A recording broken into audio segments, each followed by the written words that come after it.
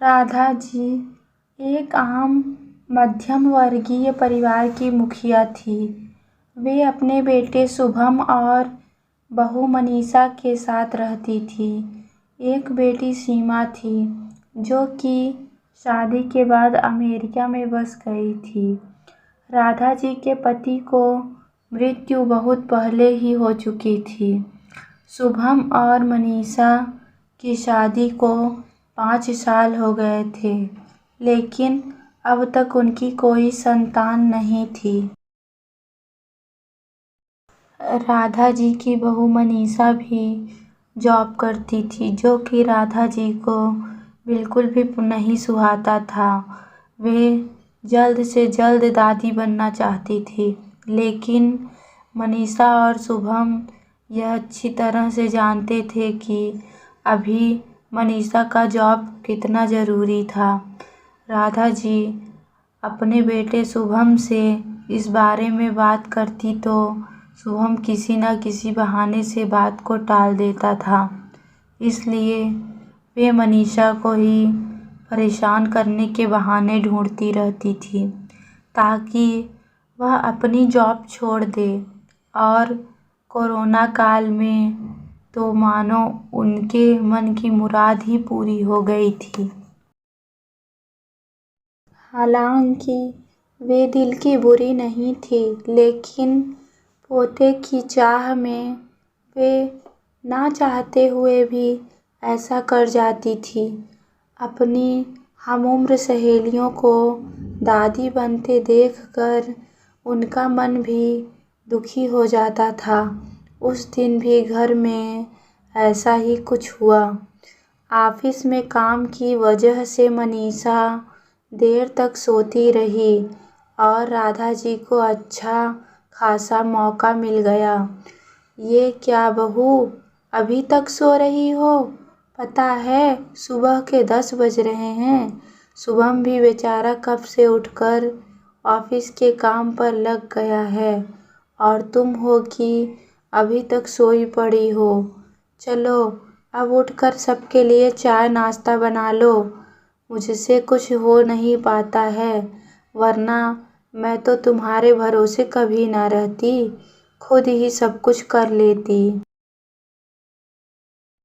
Sorry माँ जी, वह देर रात तक काम चलता रहा, इसलिए सुबह सुबह ही सो पाई थी। इसीलिए समय का पता ही नहीं चला। आप चलिए, मैं अभी जल्दी से आती हूँ। हाँ हाँ ठीक है।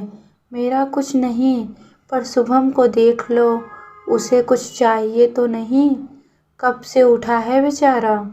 हे भगवान, मुझे जल्दी से ठीक कर दे, ताकि मैं ही अपने बेटे का ध्यान रख सकूं।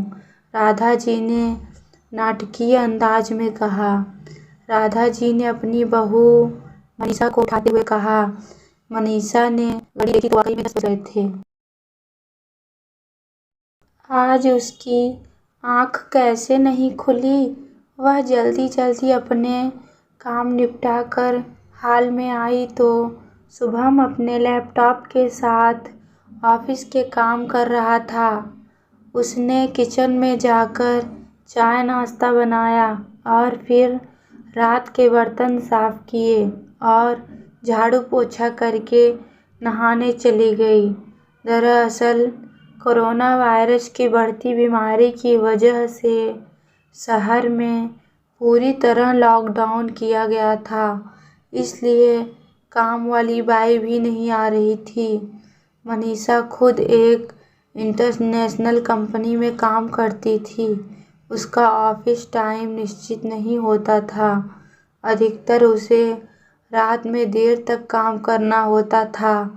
कल भी उसका काम देर तक चलता रहा, इसलिए वह देर तक सोती रही। मनीषा नहा कर आई तो देखा कि उसकी सास अपने कमरे में अपनी सहेली से फ़ोन पर बात कर रही थी।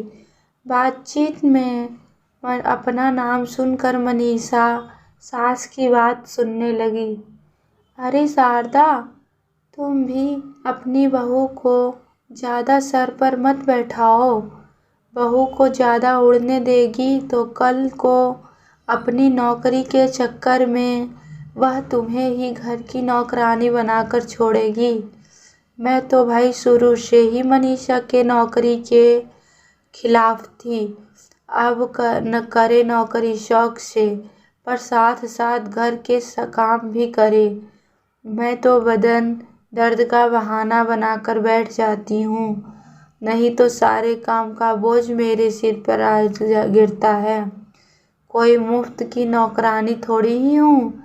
मैं तो कहती हूँ तुम भी यही किया करो। सास की बात सुनकर मनीषा की आंखों में आंसू आ गए।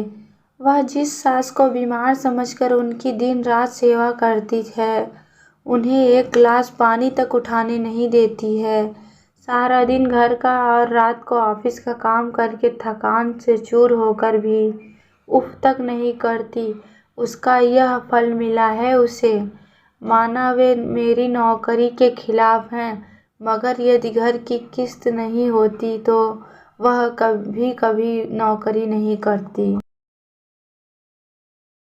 शुभम का बोझ कम करने के लिए ही वह नौकरी कर रही थी। खैर अभी के मुश्किल समय में वह सास के किसी भी बात पर बहस नहीं करना चाहती थी जिससे घर का माहौल खराब हो, इसलिए वह उनकी बात को नज़रअंदाज करके वहाँ से चली गई। लेकिन उनकी नज़रों में राधा जी की इज्जत ज़रूर कम हो गई थी। दूसरे दिन सुबह सुबह राधा जी की बेटी सीमा का अमेरिका से फ़ोन आ गया। सीमा की सास उसके पास अमेरिका आई हुई थी। आदत के अनुसार राधा जी ने जैसे ही सीमा की सास की बुराई करनी चाही, वैसे ही सीमा ने उन्हें डपट दिया। माँ, आप बिल्कुल भी माँ जी के बारे में अनाप शनाप नहीं बोलेंगी। पता है आपके चक्कर में आकर मैंने उनके साथ कितना बुरा व्यवहार किया था, लेकिन आज मुझे उनकी कीमत पता चल गई है।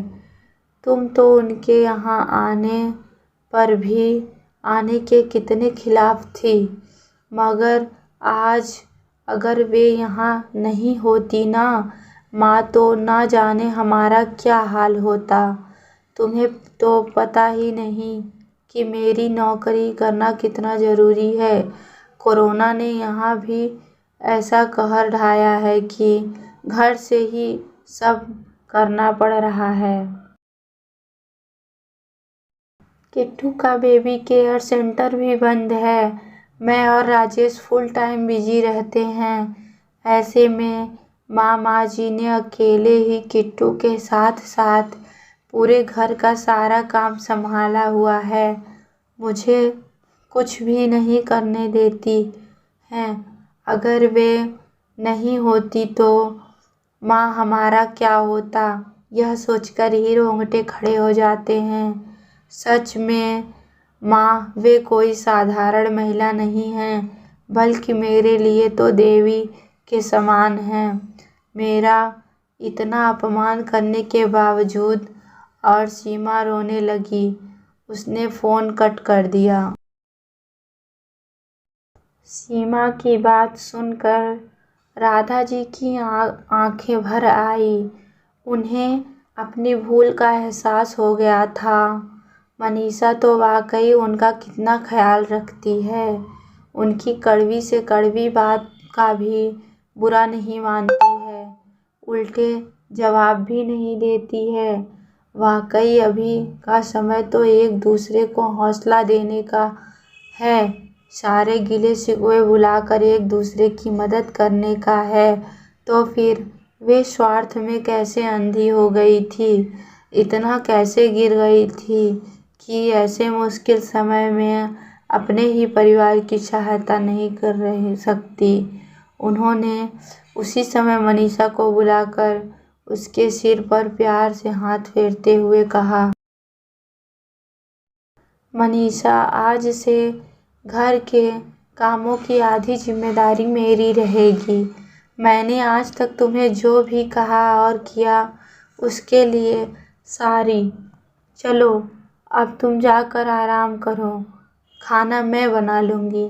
इधर सास का बदला हुआ रूप देखकर मनीषा की भी आंखों में खुशी के आंसू आ गए और अपनी सास के प्रति उसके मन में फिर से पहले वाला सम्मान वापस आ गया था।